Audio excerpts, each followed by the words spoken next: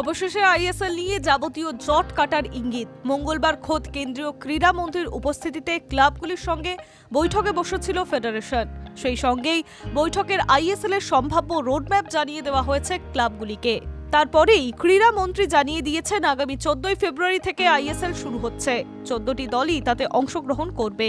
এই লিগ থেকে আবারও আমরা বড় বড় ফুটবলার পাবো বলেই আশা করা হচ্ছে। তবে ক্রীড়ামন্ত্রী ঘোষণা করলেও একাধিক প্রশ্ন রয়ে গিয়েছে লিগ ঘিরে।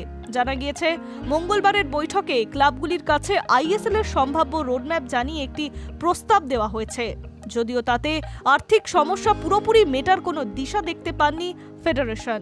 এই প্রস্তাবে বলা হয়েছে প্রতিটি দলকে প্রত্যেক দলের বিরুদ্ধে একটি করে ম্যাচ খেলতে হবে। ম্যাচগুলি হবে হোম ও অ্যাওয়ের ভিত্তিতে। তারপর আগের মতোই নক আউট, অর্থাৎ প্রত্যেক ক্লাবকে কিছু হোম ম্যাচ খেলতে হবে, কিন্তু অ্যাওয়ে ম্যাচও খেলবে তারা।